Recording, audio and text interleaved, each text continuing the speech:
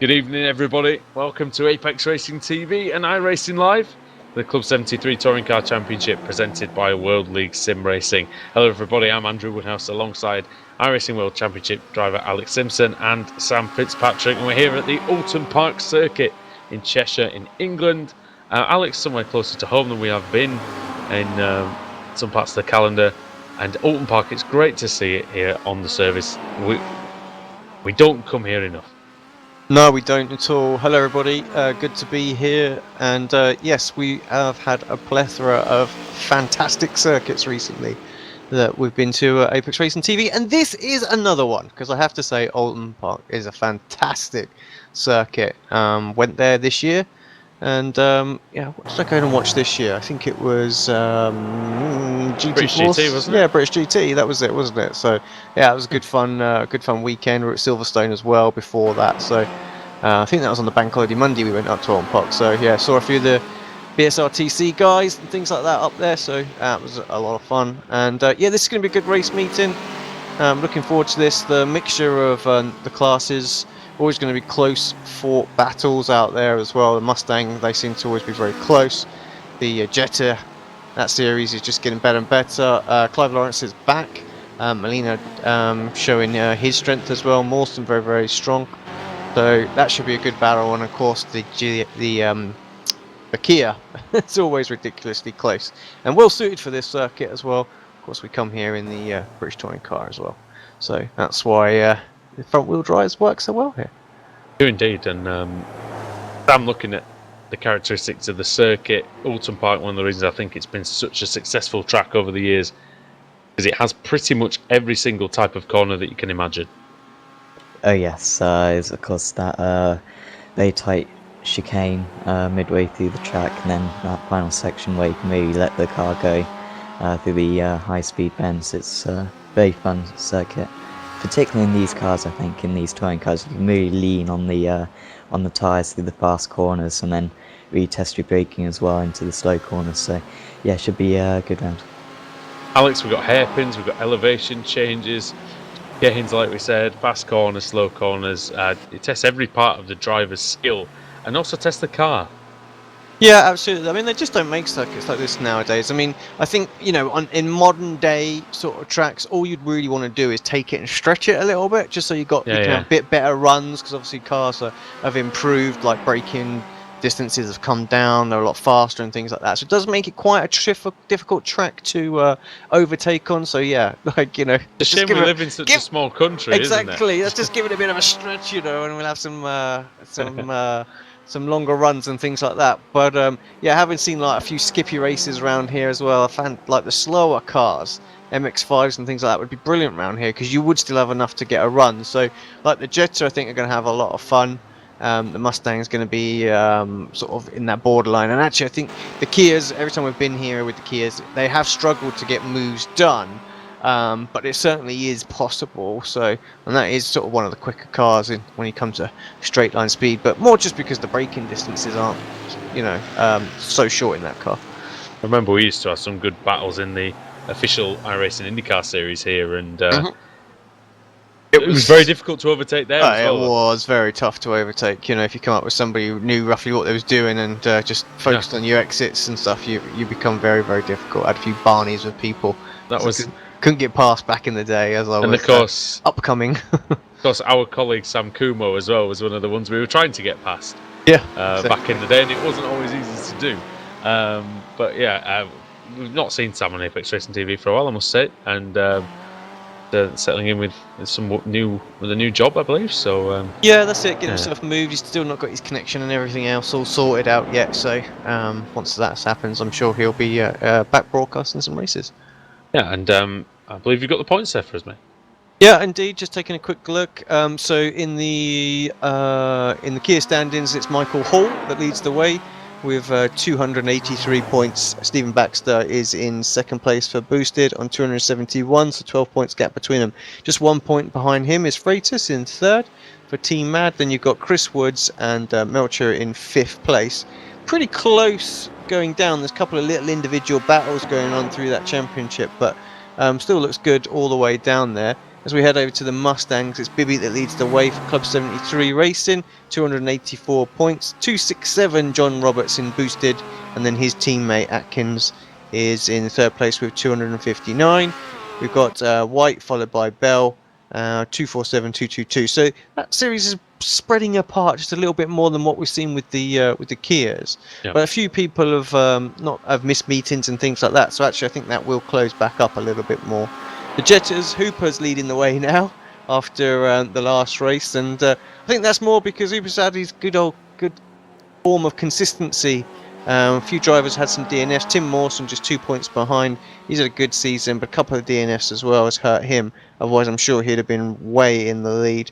Dawson in third place, 266 points, so very, very close at the top of that. Adam Hedgecock is in fourth, and Gunfield in fifth place, 245, so 10 points behind Hedgecock. So very, very close there. Just done a quick look at the team standings as well. Team Mad with 552, Club 73 Racing 472, Boosted Motorsports in third, and then over in the Mustangs, very similar story. Club 73 followed by Boosted, and GBR there. So I'm not sure that they pay too much attention to the teams championship as they do in other series, but yeah, there they are. So I think there's not this emphasis on making sure you have full team allocations, is there, as we've seen it's still in other series, but still more of an individual series. Yeah.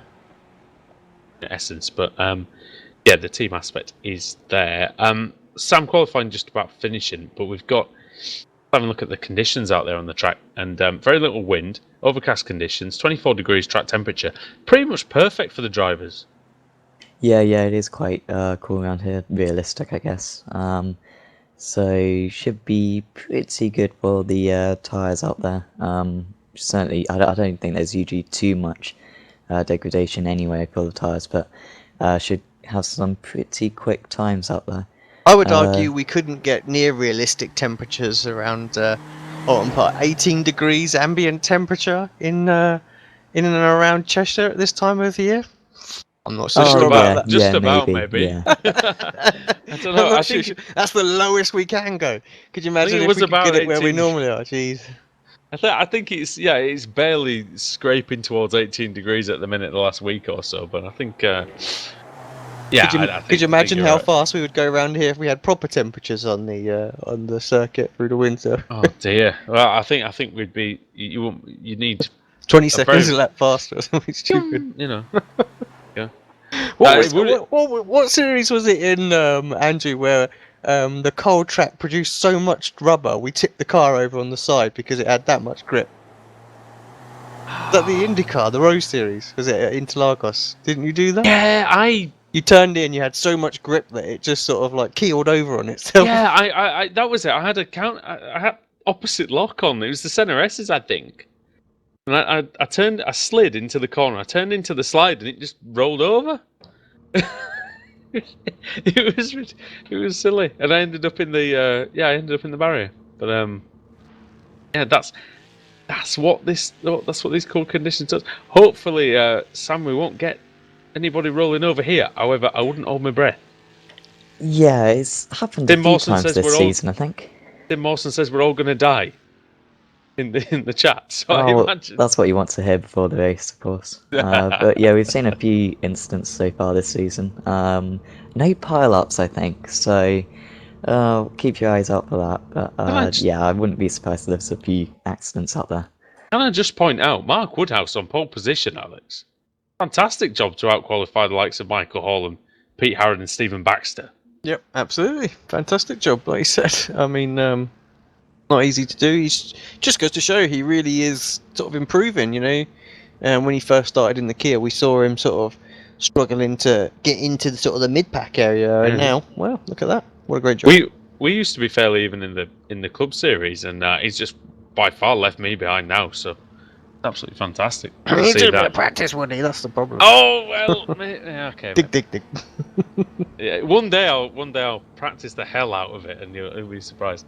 Mark Woodhouse on pole position, Ian Roscoe P2, Michael Hall P3, Pete Harrod in 4th, Chris Wood 5th, Stephen Baxter 6th, Rusty Laidler 7th, 8th Sam Reed, Tristan Bodis 9th, Dennis Melcher in 10th, Sean Gardner 11th, and Scott Malcolm in 12th. In the Mustangs, Clinton Bell in 13th, then Lewis Bibby and Molina on pole in the Jetters, and we've got an early red light here. Green, green, green. The green light is on once again. An early start. It hasn't caught anyone out like it did last week. Woodhouse gets away well. Michael Hall gets away better, sliding the car into turn 1. And Michael Hall's around the outside already. Yeah, nicely done from Hall. Looked good. And just carried that speed, didn't he, through turn 1. That slide in the middle of the corner for Woodhouse really did slow someone's him up, wide. to correct it. Further back in the Kias. Bodice. But Bell with a good start as well. Looking strong. It's got Roberts behind him and Bibby right there too. And in the Jetters, in hot pursuit of the... someone's around! That Dawson, it's and Morton. Massive crash. They've morphed into each other. Got blown cars. Oh, and what is going on with the Jetters? there were cars coming in late on that as well. Absolutely smashing into the scene. So no one checked up at all. So you've got... we've got to take a look at this on the replay, Alex, and we've got to count the... We've got to make a body count here, I think. And Tim Mawson ended up spinning into Clive Lawrence. I think Tim, unfortunately, well, there was a few separate little incidents, but I think Tim got into Adam Hedgecock, was it? And around, and there was. It was Dawson, sorry, Mawson and Dawson. There we go. And I think also Chris Woods and Ian Roskell got into something as well in the Jetters. So no, sorry, in the Kias. Someone was off. That was what it was, and just a big crash between those two. Then so Adam Hedgecock ended up hitting Dawson when he was spun, who ended up hitting Mawson off the track, and then Mawson spins into Clive Lawrence. And who's that coming? Absolutely flying in, 219. A.D. King absolutely rizzoed into the scene there, Alex. Poor Rizzo. That's now officially a thing, is it? We've got Rizzoed. Yeah. Oh, what's going on? Robert spun coming out of... Where is that? Turn 1? Yeah, turn 1. And then just retired. Blown engine for engine. Adam Hedgecock. Oh dear, it's all going pear-shaped for half the grid out there. Yes, What's going on? indeed. Look at how many retirements we've got already. There's... What? I must say this is a good layout though here because it's a... Sorry, go on. Sorry, it's not 10 retirements, but we've had 10 people 10 cars involved. Yeah, involved in something already, and some have already been. Most of those have been back into the pits. You very rarely see that here in the Club 73. Usually pretty well behaved to go into Druids here. Double apex right hander, very tricky to get right. Michael Hall doing a good job of it there. Sam, how did the Mustangs get on and all that? Someone else has blown an engine. I said He's King. very slow on the apex. Final corner. Oh, get out of the way! No. Oh no! Oh dear me, and that almost put Rusty Laidler into Stephen Baxter as well. Who was that? Who's really slow? I think it was King. Popped an engine. He's just trying to roll it back. He's never going to get up the hill. Because it's a hill. No, he's stuffed. No. That's the end of that. And he's rolling back down. Oh no! Someone give him a push! Waiting for the push. Oh dear, Eddie King. It's not gone well for him in race 1. I was going to ask Sam, how did the Mustangs get on in all that? Because we did see, in fact, I think 2 of them out already. Or 2 of them crashed at least. Yeah, and also Clinton Bell managed to take the lead off Lewis Bibby. I didn't actually see where he got that done, but I think that was on the second lap. So good start for Clinton Bell. Because it's quite difficult to overtake around here, so that could be very important. I wonder if Chris White had a pit lane start actually, because he still hasn't finished lap 2 yet, and he's no damage. Yeah, he's pitted twice as well. Oh, he might have taken his fast repair then. Yeah, he did. Certainly did. And also there's problems for Sherburne in the last lap as well. He's got massive front end damage there.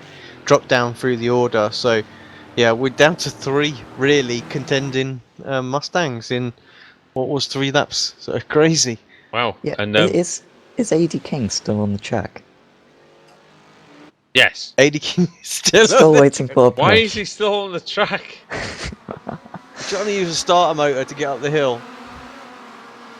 I mean, that's a dangerous place, really. Yeah, get it off the track, AD. Come on. Yeah, I agree with that. Get it moved. That's just silly. Get off that. I mean, he's not on the racing line, but you know, you've got to. I mean, it's not far off. We've missed that Howard's moved himself up to second past Mark Woodhouse. Don't know where that was. Some smoke ahead as well. But, what is that? Oh, that's Tim Mawson. He's blown the motor. I think that might have been after that first lap. I don't know if that was after the first lap incident or whether that was. But he's already that's been a into the separate pit, one. so this is the second motor that he's had. So I think not going that well is for Mawson. just a blown motor. That into the hair. Oh no, it wasn't. Wow, it was Adam Hedgecock had crashed. Oh, Adam Hedgecock crashed into Ian King. Oh, should I say Ian King crashed into him, actually. And then Adam Hedgecock, trying to be back on the track, Mawson comes through. And, well, he was right about everyone dying, wasn't he, Tim? And the smoke is absolutely billowing away here. And he's on the line now, is Mawson. Absolutely depositing smoke. Just like those flares at the Italian Grand Prix. No one can see a thing. A.D. King's still on the track, by the way, by the time we come around the next corner. This could be interesting as Tim comes round the corner. And there's jetters now. Jump on board with Tim on the inside. He's going to go tight. And he'll be like, oh no, there's a car stationary. Oh, look. Oh, what is going on? Oh, who's that into the wall? Someone's into the wall. He's trying to push it up the hill. Ian King's trying to push A.D. King up the hill. But he's Dennis got the Melcher, brake on. He's got the brakes on. Oh dear. Come on, get it in the pit. He was waiting for so long. How come we didn't? No, he's not going to. Oh, he just about gets in the pits. Why did he not do that on the last lap? What the F are you doing there, says Dennis Melcher. I agree. In all honesty, Dennis. I'm sure. Oh dear. What happened to Dennis? Because I think he unfortunately got involved in something. Was that? Yeah, was he involved in that? Was he? Yeah, he was in the barrier, I think, like sideways. Oh damn it! On the side, you said we hoped that no one would be on their side. Well, clearly there's been a few already. Dennis was involved indirectly in. Oh yeah, he saw that there was. It was involving the A.D. King thing. That'll definitely be a protest and a couple of penalties, I would imagine, will get dished out for that. Because Melcher ended up crashing. Oh, he got an incident at the front of the kid, sorry.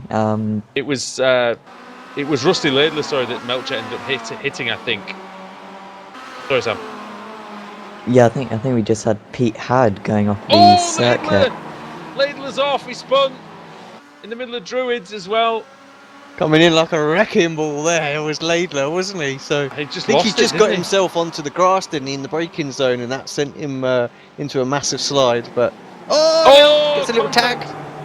That's with Sean Gardner. And here comes Scott Malcolm. Howard into the Laidler's pits. dishing it out on Sean Gardner. Why is Howard pitted? He got hit, I think. Oh. Did he? Tapped, Sam said he was off the course. Yeah, he went off the track, but it wasn't too bad, I think. I don't think it's like terminal damage or anything. Oh, Bodice into Malcolm. Oh, I thought he was. Maybe he just avoided him. It was close. Oh, how he avoided that, I have no idea. Tristan Bodice. What have these guys been smoking today?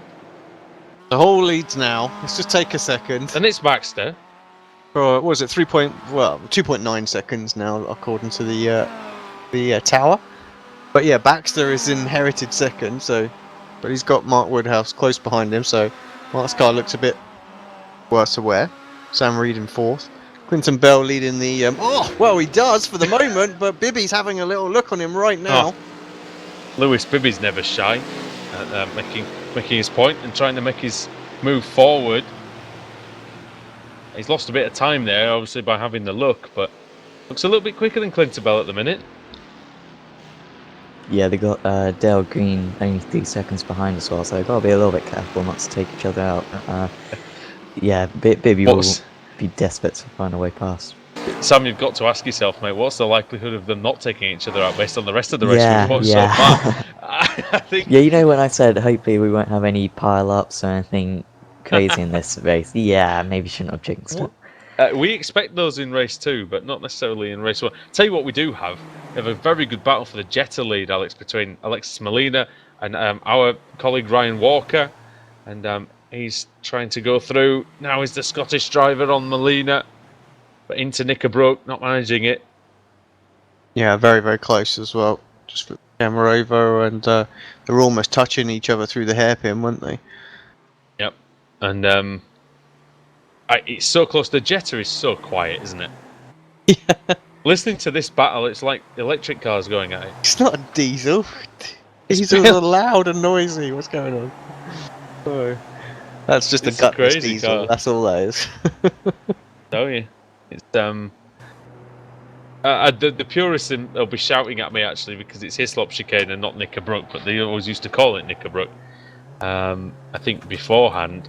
But here comes Ryan Walker now, Alex. He's got a great run over the start-finish line. Gonna try and make a move.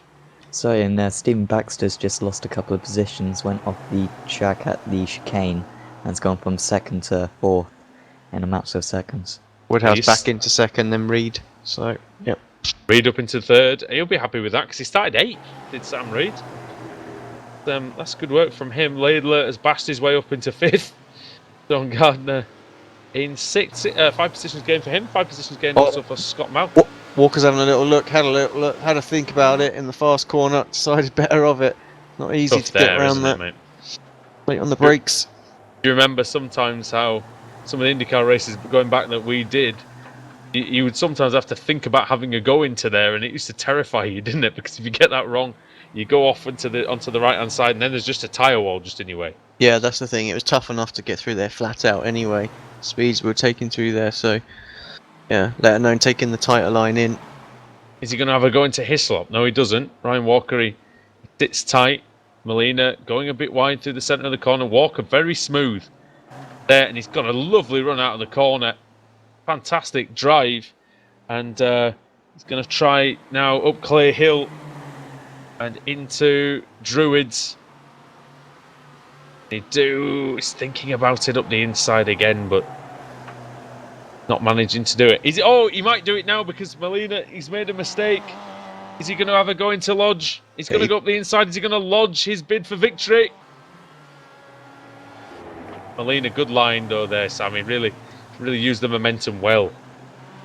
Yeah, showing his experience in this car just to take the appropriate line around the outside then.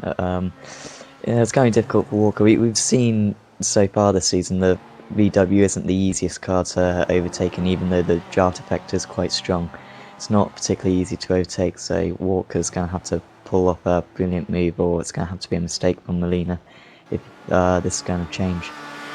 We saw back in the previous season how the Jettas would exchange positions. Sorry, Alex, you were saying? Yeah, I was going to say there's another good battle going on out there in the Jetta class as well, and that's between our championship leader Hooper and Stephen Whiteley. So, for what is 16th and 17th overall, 3rd and 4th in class, equal sort of distance apart, a couple of tenths of a second. Yeah, Whiteley showing well. He had a crash in qualifying, put him down in 25th place, but he's showing well in the race. And, Good exit. Yeah, very good. And he's going to have a nice run because there is not the Britain chicane there that you see to the left, all coned off. Over the hill here, down towards Hislop. It makes it a reasonably length straight here. He's trying to go around the outside. That's virtually impossible, really. Yeah, just being alongside is not enough there, Alex. Such a sharp chicane. Yeah, at Hislop. exactly. You got to be really on the inside, or you've got to just have your nose ahead. So when you can sort of determine that you're turning in and going for a middle apex kind of thing, and that forces the driver to leave you room on the inside of the second part of the chicane. So normally you wouldn't mind too much, but you got that tyre stack in the middle of it, haven't you? Which yep. If you go too wide trying an outside move, then you are absolutely knackered. There's a good battle going on there, and it's Baxter and Sean Gardner, and it looks like there's a cow on the grass. It's Woodhouse, and he's over. What we said about we hope that nobody rolled over. Nobody named Woodhouse would roll over either, but We History come back repeats onto itself, him on the. Alex. Oh no! Who's that? Is that Lader again? Yeah, Oh, he's gone. No, Oh. he's in the barrier. He was holding on to that. He realised he needed to give it some gas just to keep it out the first part, but then he couldn't keep it out the second. Rusty. And he's done. That's like a flashback for Rusty after he did that in his car in real life that he races at VW. I remember he had I can't speak. A miraculous save here at this very track. I think sometime last year or the year before. Oh, who's that on the grass behind as well? That's not going to go well. I can't see who No, it that is. is. I can see that, and I can't see who it is. Is it a Jetta? Sean Was it Gardner, Robert I think? Lundgren? Oh, Sean Gardner. Gardner's under pressure from. White We'll flag, have the so final lap. I was going to say Michael Hall. He's only got half a lap to go. And really, once he got past Woodhouse, Sam, he's cleared off as Michael Hall. Yeah, well, everyone behind him have been crashing into each other. He certainly had the pace advantage today, so good performance from him today, Michael Hall. And he's going to take, I'm not sure how many victories he's had. This is like his third win of the season, I think. So, yeah, going to be very handy for him in the championship. Yeah, did it well. And Michael Hall is going to take it all here in race 1 at Oulton Park. Crosses the line and wins race 1 of the evening in the Club 73 Touring Car Championship. Going to be pretty close for a second. Baxter just takes it ahead of Sam Reed, who'll be delighted, I'm sure, with his podium finish. Scott Malcolm in P4 from 12th on the grid. Excellent effort from Scott Malcolm. Tristan Bodis in 5th. Then Sean Gardner in 6th. And Rusty Laidler won't finish the race, but Chris Wood, the next man who's going to come across. The Jetters crossed the line yet? Yeah, oh, no. we got Clinton Bell and Lewis Bibby side by Oh, side, but into the Bell final. hangs on. Yeah. And Walker's up the inside at the Shell Oils bend. Going to have a run on Molina down the back straight. Bell and Bibby are very, very close as well. A bit further on the lap. Ryan Walker up the inside into Hislop. Molina leaves in the space. There might have been a bit of contact, but he keeps it. Spanish driver maintains the lead. Clinton Bell through the final corner. Down the hill and up Deer Leap, and he's gonna take it. Clinton Bell wins the Ford Mustang category. Very close race there in the Mustang. Yeah, 1, 2, 3, very close there, aren't they? So. Great stuff from Dale Green as well, only a second or so behind. And it looks like Alexis Molina's going to take it here. He's only got one corner to go. And yeah, Sam, it's been a fantastic drive from Molina. He's held himself under pressure. Yep, superb defensive driving from Molina to hold off Walker as he comes to the line now to take the victory in the first race today in the VWs. I think Hooper's already finished, hasn't he? He was lapped in the end. Hooper was the first, so just the top two. Oh, he's still going, Hooper, but he was a lap down. Oh no, he's not. He's pitting. Ha! Hold on. Yeah. Oh, what a terrific race that was. It was absolutely crazy. Absolutely mad. And take through the finishing order then. Michael Hall takes the win. And he won by 6.3 seconds over Stephen Baxter, with Sam Reed in 3rd and Scott Malcolm in 4th. Tristan Bodis 5th. 2nd to 5th was 1.5 seconds. So very, very close competition there between the Kia Optimas. Sean Gardner in 6th. 7th for Chris Wood, quite some way behind. Might have to make a visit to the pits, Chris Wood. Clinton Bell taking the Mustang category, a depleted Mustang category, ahead of Lewis Bibby. And then Dale Green in 10th. Dennis Melcher in 11th in his Kia. Then Alexis Molina taking the Jetta category by half a second over Ryan Walker. And then the cars one lap down on more. Rusty Laidler's Kia, Steve Hooper's Jetta, Stephen Whiteley's Jetta, Pete Harrod in the Kia. Then the Jettas of Stephen Dawson and Robert Lundgren. The Mustangs of Chris Sherburn and Chris White. Clive Lawrence and David Ayres in the Jetta. Mark Woodhouse 2 laps down and retired in his Kia. Ian King, Tim Mawson, John Roberts, Adam Hedgecock, Adi King and Ian Roskell all came a cropper, Alex, at some point during that one. Yeah, we're watching a replay of the start again from the blimp, and there's a lot of fatalities on that first lap. So, like you say, someone just comes steaming in there, like it's NASCAR racing or something. Like, yeah, I Oh can do it. dear, Days of Thunder and Yeah, you can rookie drive through it. rookie street stock, that is at its finest. And but this is not Charlotte Motor Speedway, and yeah, you can't always get away with driving like that. I must admit, I do think that AD King he'll be definitely he'll get the book thrown at him for that, I reckon. I'm afraid so. I think you're right there. Was not right. For both of those, actually. Yeah, for steaming in there and then parking it. Yeah, on the inside. Not to like single out one person, but that's a bad driving error. Yeah, there's racing going on there as well. So. At least pull it off to the side on the grass if you're going to do that. Yep. And then you've got it. You're well and truly out of the way. Right. Well, we're not out of the way completely just yet. We've still got one more round to go tonight. The Club 73 Touring Car Championship presented by World League Sim Racing, and we will bring you that very shortly here on Apex Racing TV and iRacing Live.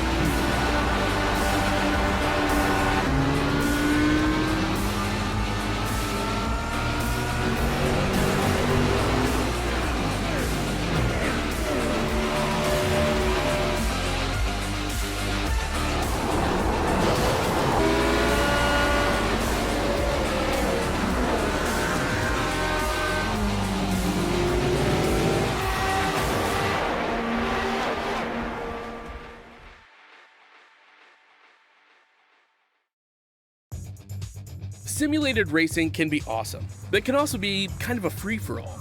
Interestingly, auto racing faced the same problem in its earlier days. Whether it was on the back roads, the beaches, or the city streets, the racing was fun. But there was always a certain level of chaos and danger, until some folks came along and put some order to all of this. Stuff like official racetracks, regulations about weight and equipment, and enforcement of standards. That's what gave us high-speed excitement, fast-paced action, and photo finishes.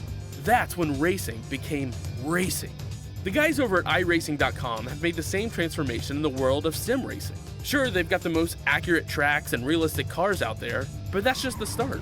See, iRacing analyzes the performance and results of each driver in every race, so you can be sure you're always placed in races where the competition will be tight, and that those reckless drivers who ruin it for us all are kept in the pits. Not to mention that with over 45,000 active members already in their vast community, you can find races day and night, so you can always get in on the action. You can even join a league of your favorite series. And since updates are always automatic, you don't have to worry about software and can focus on the track. Zip up your fire suit and check out iRacing.com.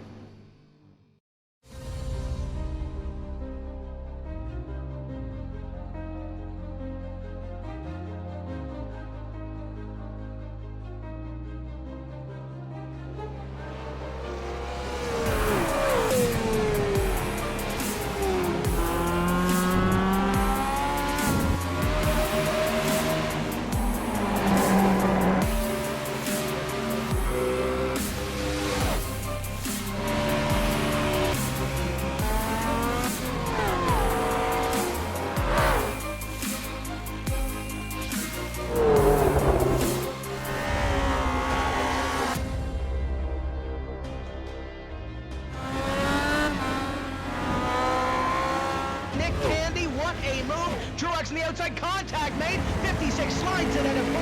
Who's going to be at the stripe? Dead even, give it to Ryan Truex. Truex is your winner over Tandy.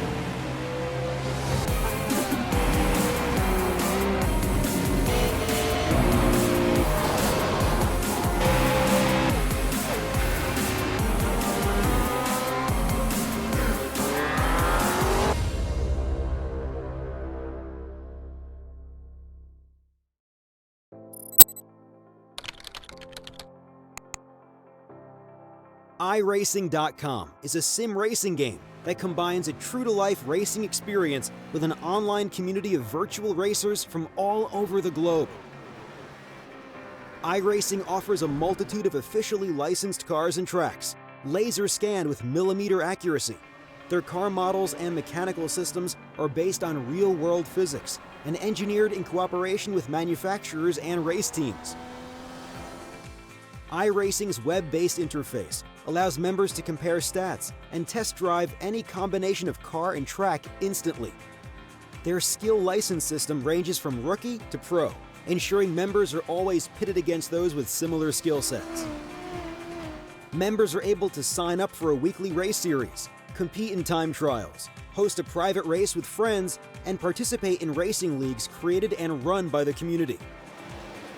With over 60,000 members, iRacing works in partnership with renowned motorsport organizations like SRO Motorsports Group, to deliver virtual races based on the real-life Blancpain GT series.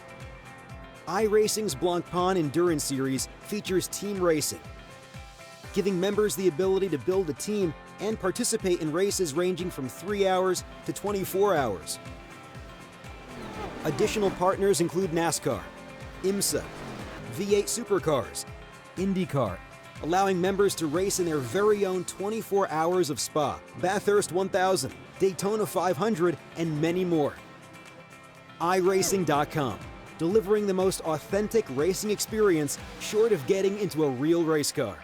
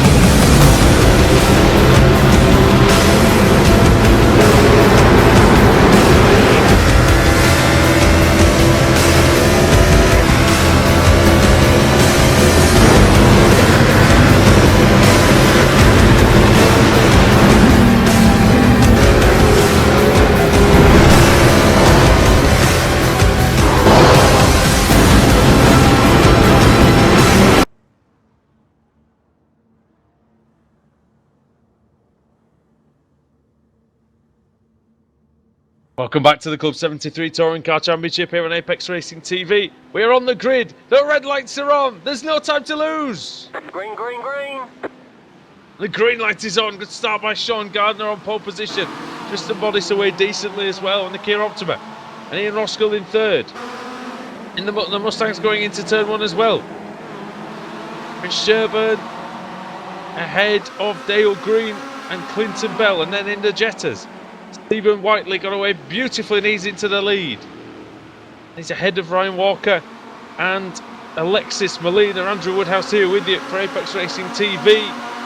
Joined by Alex Simpson, Sam Fitzpatrick and Adam Bath. Sam, what it looked like a clean start there.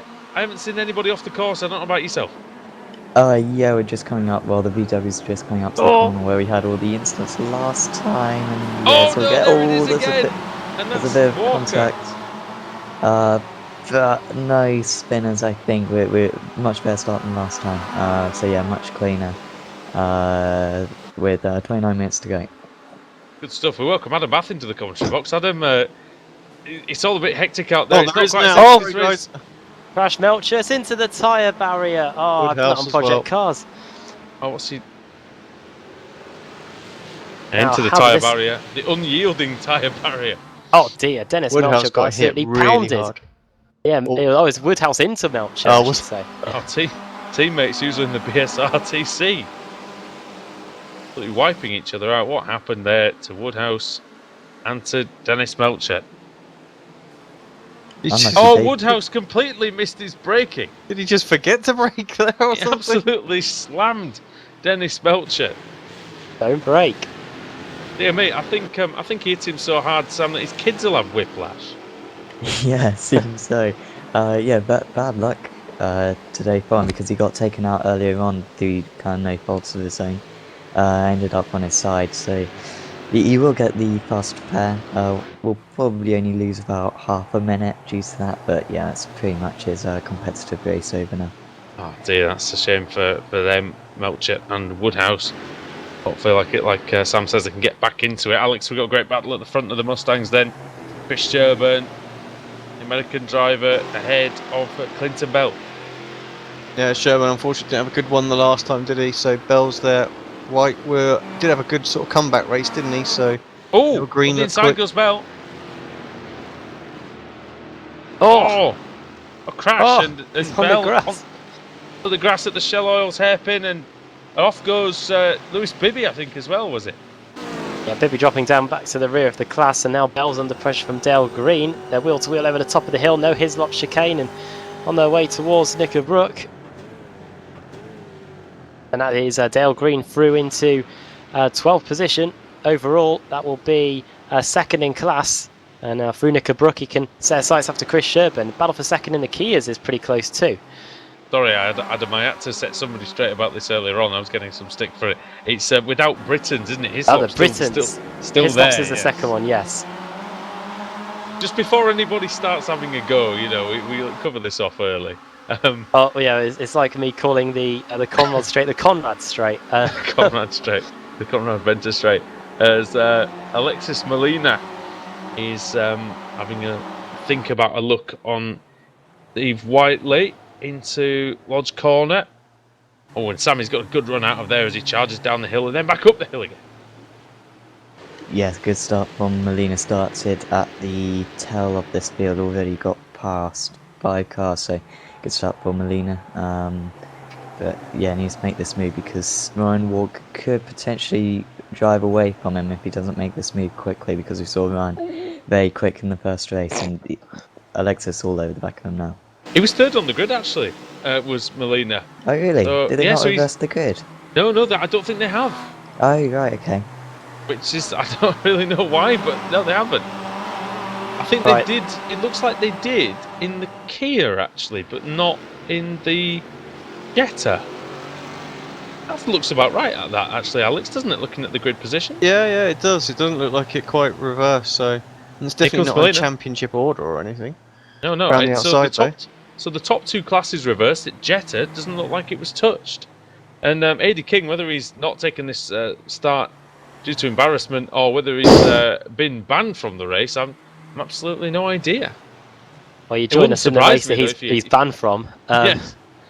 He won't join us in the race that he's banned from, though, of course. As Pete Harrod then, good run out of the final corner, attacking Sean Gardner, and Sean Gardner has had a good meeting so far. Can he stave off the man who races for Race Hub with CQR and the BSRTC? The team mad driver in this, and he's off. He's Harrod, but not off enough that Sean Gardner could take advantage. Pretty good move there. Used the track limits a bit on the exit, but yeah, Pete Harrod, two-time Club Series champion, the series he used to run in this slot on a Sunday night, up into third position. That's 4 positions gained. In the background, it looks like it's wheel-to-wheel between Scott Malcolm and Michael Hall going into the international loop. Yeah, Michael Hall. Oh, that's a brave move by Scott Malcolm all the way around the outside. That's lovely work there. And Michael Hall, who won race 1 by 5.5 seconds, looking to try and do it in race 2. Malcolm takes the inside. May as well keep the inside all the way down the hill. He's left the door open. And I think, as we said earlier on, Alex, that might just be a cardinal sin, because if Hall gets any overlap, there you go, you are stuffed. Yeah, you have to cover the inside always there. That's the thing. If you've got that right up to the white line, you pretty much can hold on to that. Yeah, because it's very difficult to get past unless somebody either shoves you out of the way or goes clean around the outside, which, as we discussed before, pretty difficult. Stephen Whiteley's going to try now, Sam, to have a look back on Alexis Molina. He's got a good slipstream down the back straight, but I reckon he's going to be close enough here. No, not quite. Because these two don't walk across each other too much time, so that Ryan Walker doesn't go away. But yeah, Stephen Whiteley playing a good performance here. Not sure in the where background as well. Sorry guys to interrupt there, but it looked like Hedgecock was going to try and make a move on Hooper, but actually, yeah, he decided not to, so interfered for nothing. Sorry, back to you, Sam. No worries. Yeah, Stephen Whiteley playing in a good performance. I'm not sure where he was in the first race today, but yeah, fighting for the lead here. It's good to see. He moved up a few places, I think, in race 1. After, like I said, qualifying crash. I think he qualified 25th. Finished fairly high up by what I can remember. Good battle between John Gardner now having to defend from Ian Roscoe. Ian Roscoe started 3rd and qualified 3rd, Adam, in race 1, but had to retire on I think it was the opening lap. But looking to make his way through here. He's lost 2 positions so far since the start of the race. Ian Ross could be trying to get one of them back going into the... this is the Hislop chicane here. The right, left, and then on their way to Knickerbrook. No chance of a move just yet from Ian Roskell. Of course, it's got a bit more time to do it in race 2, of course, because we've got the mandatory pit stop. Well, a few pit stops that have already happened as well. Dennis Melcher in after that crash. John Roberts is also coming in the Mustangs, but we'll see a few more over the next few laps. Yeah, 30-minute race here. And a much hotter track temperature as well, Alex. 36 degrees, which is going to make the race a lot slower. We discussed earlier on. Partly cloudy as well, which will add to that effect. But what's the challenge around this circuit in terms of the tyre wear? Yeah, I mean, there's a couple pretty heavy braking zones, isn't there? So just trying not to overheat the tyres in those will make them last a little bit longer. So, but apart from that, there's a good balance of corners actually. So tyres don't take a sort of a pounding in any particular area. It's just all over general wear. So balance should stay good. Was that making a little mistake? Gardner very, very wide, and Roscoe got a potential run.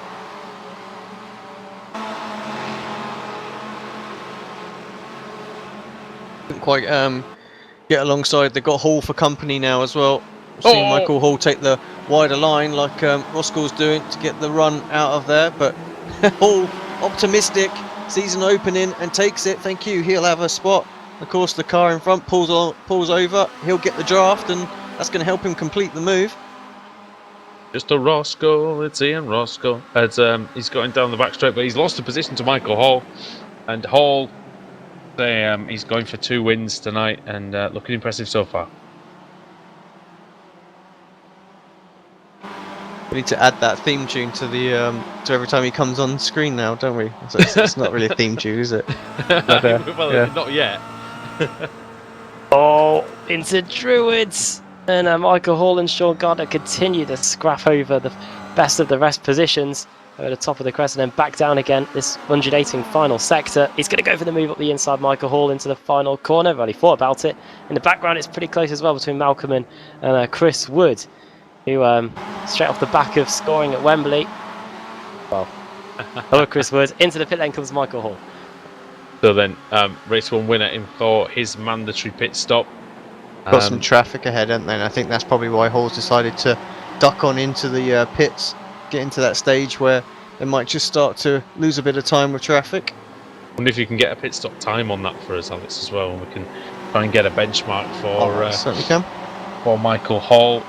It's looking fairly close in the Mustangs again.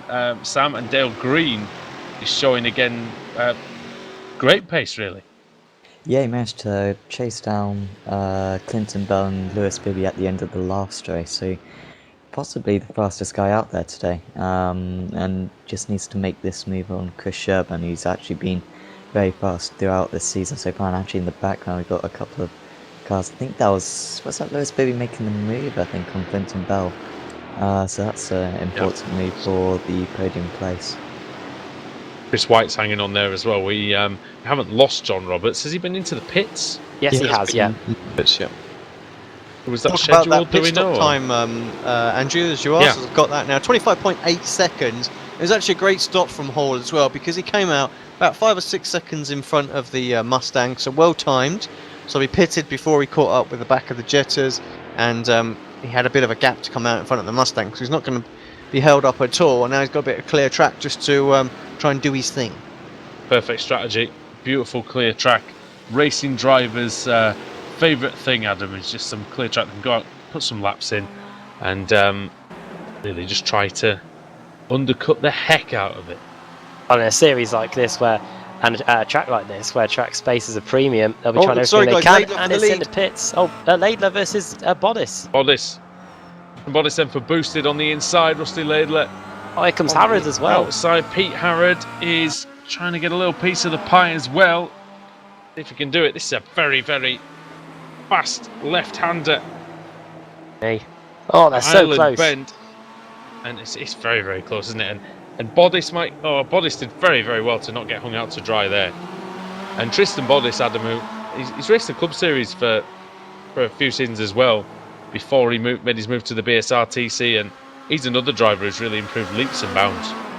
Yeah, definitely. That Brit Modeler sponsorship, recognise that anywhere, but he's going wheel to wheel with Laidler into the Hislop chicane, and as Alex has been saying, if you cover that inside line, you're good to go, really. And Laidler able to hold back Tristan Bodice. I don't know how this gap's come down. It must have come down over time. Either that, or it must have been a big mistake for Bodice, because the last time I checked the timing screens, he had a pretty healthy advantage. But yeah, the top three fighting over the lead, and Harrod's trying to have a look up the inside into Druids. No way through there.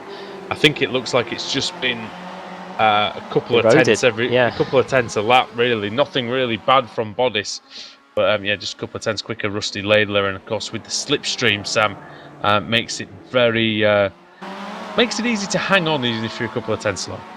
Yeah, certainly. And just looking at Stephen Baxter and Sean Gardner having a 30-second stop and a 29-second stop compared to Michael Hall's 25.7. So they've actually lost quite a lot of time in their pit stop for some reason, whether or not it was to take a bit more fuel.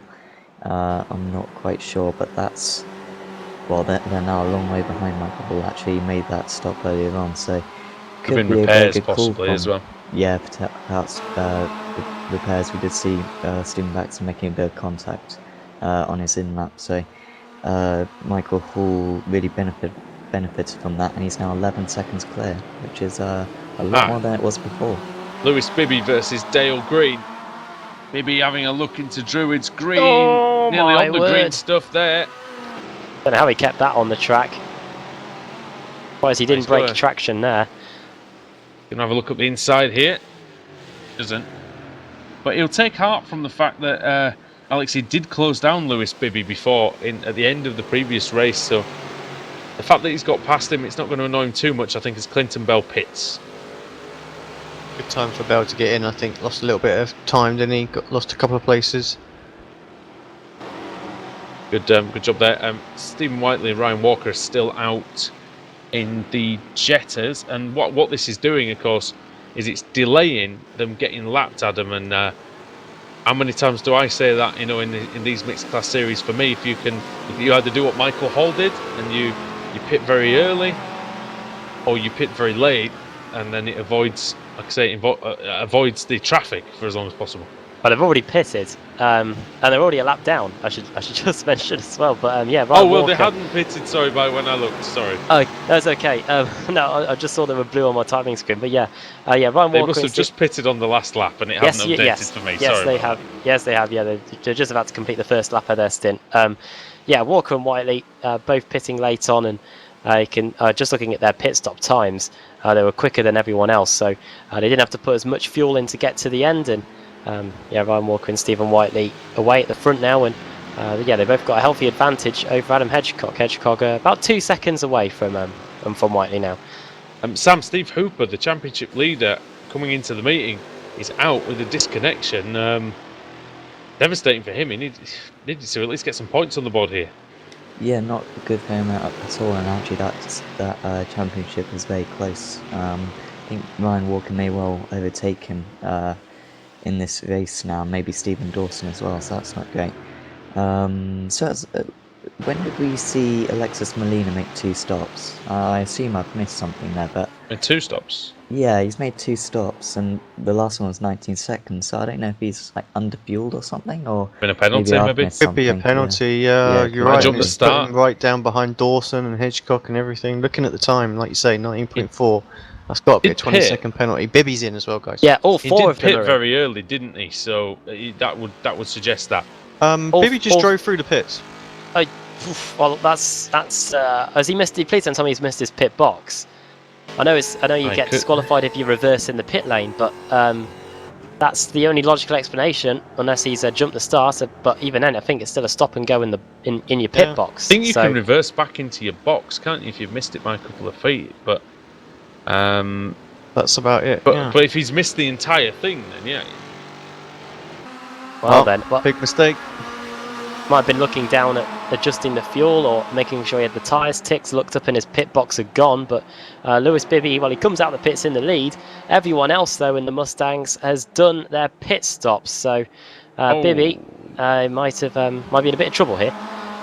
Yeah, I think you're right. And especially if he's going to have to come in, we'll keep an eye out, see if he pits on this lap. Meanwhile, in the Jetters, you've got Ryan Walker leading the way. He's off down to the Island Bend, so he's got a comfortable advantage over Stephen Whiteley. It's nearly 10 seconds. Well, one battle that isn't 10 seconds is still the battle for the lead. We've just got over 12 minutes to go in this one, and we still haven't had all 3 of these guys in. So I wonder if we could see a similar situation that we saw in the Mustangs just a lap ago, where they all come in at the end of the lap, and that would definitely be interesting. A proper American-style race off pit road. Possible. They could go quite long here as well. You would think. Maybe they're thinking, well, we'll stay out as late as we can here. Laidler, is he going to come in this time? Then ducks to the right-hand side. He is. Yes, he does pit, and Harrod doesn't. And neither does Tristan Bodis. So Bodis now leads the race once more. Did very well, Alex, to hang with Rusty Laidler after he was passed, showing that the pace is definitely there in that boosted motorsport car. Yeah, very good job. And yeah, needs to nail these next few laps, make sure he gets his in-lap and out-lap correct, and you never know, he might regain the lead. Laidler, let's have a look, see what kind of time he does. You know, pit counts are up. Bibby in this time, he did make his pit stop this time. Hall's coming around the final corner, so he's going to be close. This is going to be very close. Hall might even jump Laidler here. 26.5 seconds for Laidler. There's Hall. I think he's going to do it. He's going to jump him. Yeah. Michael race one winner. Away. Oh, it's going to be so close. Close, actually. Laidler is just stay ahead. in front. Unbelievable. It didn't look like it had a chance, did it? Well, it looks like then it's a pretty short pit lane out here at this circuit. So once he crossed the pit lane line, Rusty Laidler was able to get back up to speed straight away. And Michael Hull has got the gap down. It's going to be a very interesting situation to see where Michael Hull emerges once the 3 that stayed out have made their pit stops. Bodis, Harrod and Chris Wood. Surely it's going to be very soon. Sam, I was just saying that Lewis Bibby, he did come into the pits and actually take his stop this time. He's down to last position now in the category. Yeah, a long way off. I think he's about 15 seconds off the lead, so yeah, he could make a couple of spots up. Just waiting now, see if Tristan Bodice or Harrod's Pete in. Howard, yeah, Howard will pit. What about Chris Wood coming up the hill, and he'll pit as well. So can Howard come out ahead of the Hall Laidler scrap? That's going to be the important question here. Harrod, Sorry, Adam, go on. I was just going to say, I think Harrod's trying to do the overcut here because it looked like he was going to pit on the last lap, but saw that Laidler was doing so he's trying to get that extra lap of pace there. And I wonder if this is something similar that we talked about the other night, is that Harrod's kind of damned if he does and damned if he does. Not Harrod, sorry, Bodice. Damned if he does, damned if he doesn't. Because if he'd have pitted earlier, you would have thought they would have. Michael Hall might have undercut him. Good stop from Harrod. 24.5 seconds. Not this been is able close to again, get... Alex. Yeah. And Harrod just emerges ahead of Michael Hall. So once again, very close. And Pete Harrod remains in that second position. Now we just wait on Tristan Bodice. Not worked out for the reigning champion, has it, that, Adam, to be fair? Michael Hall, I mean, it's not worked out as well as it could have done. As well as maybe he thought it would. Speaking of Wood, Chris Wood, in what is, I think it's 6th at the minute. It's behind Sam Reed. But I don't think he won't get ahead of Bodice, so not too bad for Chris Wood. Started 10. Here comes Tristan Bodice then round the final corner at Lodge. See what he does. He goes through Deer Leap. Is he going to stay out? The answer is no. He comes in and make sure he hits that limiter line and dancing it a little bit there. And it's a really important stop now, Sam, for Tristan Bodice. Yeah, I'm not quite sure where he's going to come out. Yeah, because we can't see what is in that pace was there, but he seemed to have a clear track, so he's going to need a sub 26 second stop, I think, to come out in the lead. But it's going to be ever so close, and even if he doesn't get the lead, he needs to make sure that he's at least second or third, so he can have a shot at the win here. I think he's got any chance. Laidler's already on the straight. Needs to go now. Oh, it's a very long stop. 27, oh, it's too 28, long. Very long. Too long for Bodice. Yeah, maybe he must have sped on entry. Sped on entry, had to have done. Yeah. It looked a bit leery, didn't it? And that proves it. Tristan Bodice then falling foul of the pit lane speed limiter, and that was why we got no lap time for his in lap either, did we? Because it was an invalid. Yeah, and Rusty Laidler, who once very famously fell foul of a pit lane speed limiter at Spa-Francorchamps and spent the whole lap with it stuck on, is now the beneficiary of someone else's pit misfortune. So Laidler into the lead, second for Pete Harrod, third for Michael Hall. And these guys actually, Alex, are dropping Michael Hall. I'm very surprised. Yeah, Hall pitted a few laps earlier, and of course you do get a bit of tired there. You know, the first few laps are the best with the Kia, so I would have fully expected them to pull away, but after a couple of laps they'll certainly equal out, and it seems to me like Hall's not getting the best of run with some of the traffic as well. A couple of times I've seen him get caught up behind some, so you know, a second here, a second there can make a huge difference. 2.6 seconds. Let's see if he can, again, is he going to have to be patient here? No, he's able to swing around. I think that was Sherburne, wasn't it? So Chris Wood has passed Sam Reed, and he's now after Ian Roskell, who's right with him. He's got such a pace advantage here, Sam. I'm sure he's going to go through in the next half a lap or so. He might even go up the inside here into Lodge. Yep, looks to the inside. Will he leave him room? Yeah, he can't just backs out of that one, did Ian Roskell. Knew that he probably didn't have the pace to hold him off. And Chris Wood's got a bit of a gap to catch now, 4.5 seconds, but Hall is struggling a bit. The 39.9 was 7/10 slower than Wood on that lap, so he could potentially close that gap by the checkered flag. Looking at the Ford Mustangs, Adam, they're very, very evenly matched. It's actually John Roberts that leads the way in this category now. He pitted quite early on lap 3, and that has given him a good advantage, it looks like. Yeah, Robert's only just getting lapped now by the Kia leaders. Chris Sherburn's not too far away. Clinton Bell not too far away from Sherburn either, but I think Sherburn might have it all under control in the closing stages. Harrod versus Laidler, though, is just shaping up to be a fantastic battle right to the end. Harrod, new personal best on his previous lap of 38.7. Laidler slightly slower, about half a second slow on that last lap, and you have to say that Harrod might just be coming into the ascendancy here with just under 5 minutes to go, and with it being just over a 90-second lap, we're not going to get too many more tours of this circuit before the checker flag. Yeah, I think you're right. And these two normally teammates in the BSRTC, but here fighting over race victory. Alex, I'll tell you what, the Mustangs, we were talking about them earlier, and all 6 of these drivers, I believe, have led the category at some point tonight. I think you might have been right. Maybe Dale Green. Maybe Dale Green hasn't, but I think everybody else has it, at least at some point. Yeah, and he's featured very strongly in both races as well, has Dale, and he's still right there having a bit of fun, potential podium. So it's getting close again. Pete Howard I thought he was looking to shape up Laidler, but couldn't quite do it. Rusty's a good driver. He'll know where to put the car, and we said how hard this place is to overtake. But yeah, the Mustangs have just spread apart a bit, which is a bit of a shame, isn't it, in the final few minutes of this race. Bodice down to 9th after his pit stop. And we've got a good battle here. Scott Malcolm and Stephen Baxter getting up close and personal. Baxter's wide, and there goes Bodice. And yeah, Baxter hasn't quite had the pace tonight, Adam, of what we normally see of him in the BSRTC or indeed the Renault.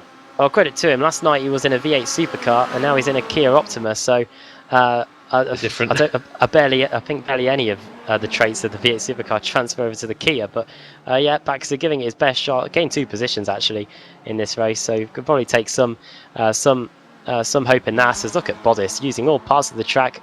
Look how fast they go over the top of the hill. He's going to the inside again. Malcolm opens up that inside line. We saw it earlier on in race 2, and through goes Tristan Bodice. Just asking to be overtaken, really, isn't it? He just took the invite and RSVP'd and said, okay, that's fine, thank you very much. And Alex, looking at the Jetters, they're hopelessly spread apart. Yeah. There's no one anywhere near anybody else, so apologies to the Jetta drivers, but frankly we won't show you because it's too spread apart. But Ryan Walker leads the way, having a very, very good evening. Is the Scottish driver. Stephen Whiteley in 2nd, Adam Hedgecock in 3rd, Alexis Molina only 5th after his 2 stops. Look at this now, the 2 drivers at the front, Rusty Laidler, Pete Harrod. Sam, this is hotting up very, very nicely with not a lot of laps to go.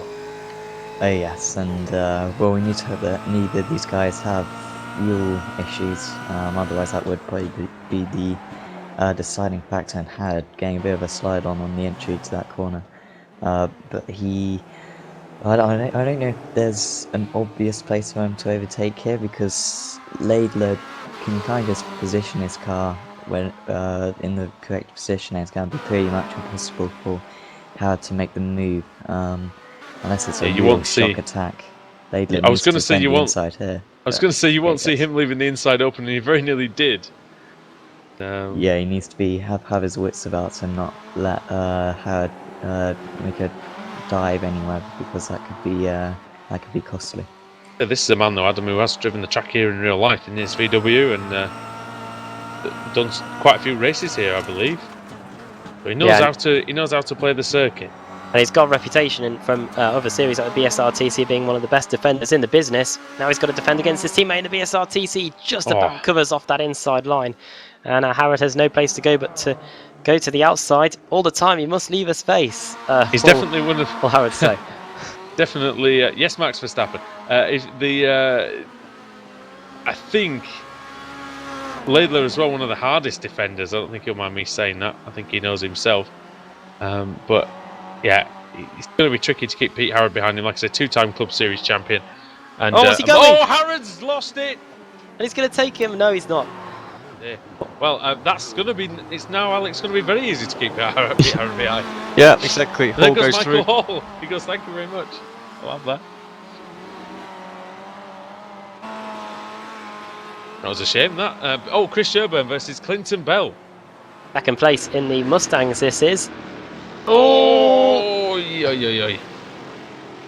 Durban there seemed to lose the rear as he came through. It's Old Hall, is it? Final lap of the race, by the way. Yeah, indeed. Where's that 30 minutes gone? We've had a great evening of racing here tonight, though. I will say that. And Rusty Laidler on his way to famous victory, Sam. Yeah, really good performance. He was a little bit scrappy earlier on, involved in a couple of incidents, but yeah, really good performance from Rusty, and yeah, some good racecraft out there. Good strategy actually as well to keep the lead just during the pit stops. Grease could have very easily have lost it to Michael Hall if he'd stayed out for a couple more laps, but yeah, he's going to take the victory here. And he says he's slow. I don't know. Rusty Laidler out in the final corner then. And across the finish line, takes the checkered flag, and he wins race 2 of the evening. Congratulations to Rusty Laidler. It's going to be Michael Hall in second. Pete Harrod in P3. And then we're just waiting for John Roberts. And doesn't win many, John Roberts, Alex, but this is looking to be very, very good for him. He's only got one corner to go. Yeah, very good indeed. Big gap behind, 4.8 seconds, so can let these guys battle ahead if they are, which I think they are, Baxter and Malcolm. But yeah, he'll come across and take the main race victory here today. Good job from Roberts. What about Walker? Where is Walker right now? He's got a way to go. Coming out of Knickerbrook and Ryan Walker, he was second in race 1 behind Alexis Molina, and well, he's gone one better this time, and he's absolutely stuffed the field here. Stuffed the field with cheese, I reckon, as he goes through the right-hander or something like that, going with 2 corners. He won't be doing any whining after this. Oh, stop it. Going into the final corner, Ryan Walker, well, he's going to be tasting the sweet taste of champagne. The cheese and sour wine grapes. No sour grapes. Keep them coming. Checkered flag. He's going to take the win. Adam Hedgecock versus Stephen Wiley for second place. What's going on there? Late drama here. And it's going to be Adam Hedgecock that's going to get second place on the run to the line. I wonder if that's fuel, maybe. That's I don't know. absolutely crackers. Oh. Stephen Whiteley, in all seriousness, he's going to be gutted about losing P2 and the final lap. Yeah, I'm not quite sure what happened. Alex, did you see the beginning of that? I didn't see what's happened. Let's see if I can't go back a little bit and see what happened. I mean, he was under a bit of pressure. It's just a good move, I think. From, say, half a lap ago, but yeah, like you say, I think it is going to come down to a good move. Got a good run. Yeah, it's just a very good move, I think, into the final corner. Good, just shapes him up really. Like you say, gets a good run out of there, doesn't he? Yeah. And Whiteley just not really using all the track, so tries to go defensive, and it was just too late. Indeed, and yeah, nothing he could do there. But and Adam Hedgecock, I reckon Sam's going to be absolutely ecstatic with that, getting a place on the final corner. Yeah, always the best place to take a position, I think, on the last corner. And yeah, you just waited his time. He was behind Stephen Whiteley for a while actually out there. So yeah, it must be very satisfying to finally get that overtake done and claim second place. You will. And Adam, since you weren't here for the first race, you can take us through the results. No problem. Rusty Laidler takes the win. Second, Michael Hall. I think they're both teammates in the VSRTC. Yep, Pete Harrod, another of their teammates in third. So technically we have a CQR whitewash to the podium. Chris Wood in fourth, Ian Roskell fifth, Sam Reed sixth, Tristan Bodis seventh, eighth Sean Gardner, our pole sitter, ninth Scott Malcolm, 10th Stephen Baxter, and 11th Dennis Melcher. Not a good race if your car numbers involve the number 8. Car 888 in 10th and car 888 in 11th. On to the Mustangs, where it's a race victory for John Roberts. Vincent Bell in second, third Chris Sherburn, fourth the Canadian Dale Green, Lewis Bibby fifth after what we can only imagine is missing his pit box, and then Chris White in sixth. Then into the Jetters, Ryan Walker takes the victory. Adam Hedgecock with that late move to get a second. Third for Stephen Whiteley, fourth for Stephen Dawson, and Alexis Molina in fifth. Then sixth David Ayres, and seventh Robert Lundgren, and then Steve Hooper with that internet connection issue that meant that he could not complete the race, and Mark Woodhouse out of the race on the opening lap after I think he'd been on the wine Andrew Woodhouse. Missing his thinking time and his braking time were way out. Don't tell me with that same brush. Mark Woodhouse. It's safe to say, Alex, that wasn't his finest meeting, was it? In the end. No, so much potential with the pole position as well. What can you say? I know. Best So it goes qualifying. sometimes. Yeah. Best qualifying we've seen in any of these league races for Mark Woodhouse. Pole position. You can't do any better than that. But 2 DNFs. And, in the end, Sam, that's the costly thing, isn't it? No points at all. Yeah, not a good day for Mark Woodhouse whatsoever. I bet you that, of course, we've got a few more rounds to go, and still in the championship fight, I think, is Mark Woodhouse. So as long as he does every round, I guess. So he'll be back next week, along with hopefully all these guys, to produce another good race. We've just got time to speak to one of our drivers here this evening, Ryan Walker, who got second place in race 1, but more importantly, took race 2 victory. Ryan, you must be very happy with that. You absolutely battered them in the end.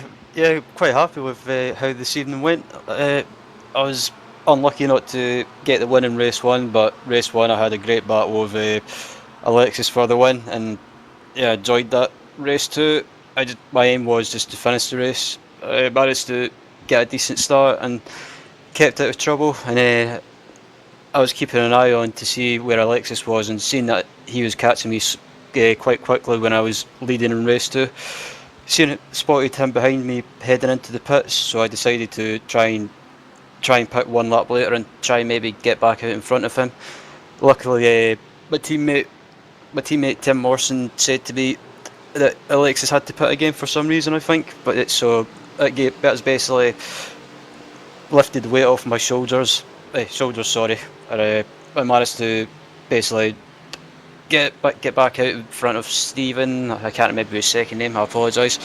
But yeah, managed to basically just cruise round and bring it home, and managed to take the victory, which I'm quite happy with, and it rounds off a great evening for me, and a great helps me in the driver standings, and more importantly, helps in the team standings, I think. Indeed. And Ryan, it's always a team effort with Cheese and Wine, so if you want to give a shout out to boys there and any of your sponsors and friends and family, whoever. Yeah, I have to give a big shout out to Team Cheese and Wine, who are, as always, an awesome bunch of people, and who are always supplying endless amounts of cheese and wine, and hopefully be getting quite drunk on some wine later tonight and sniffing some cheese. Not sniffing some cheese, I mean eating some cheese. But anyway. I think we have to leave it at that, don't we? I don't think we can beat that at all. Love it. Sorry, guys. There you go. Well, you're fired. We'll see you. I'll Ryan, see you guys later. Thanks for joining us, mate, as usual, and I'm sure we'll speak to you next time. Thanks, guys, and good job in the broadcast. Make sure the cheese isn't too strong, otherwise we won't see you again. Thanks, guys. All right.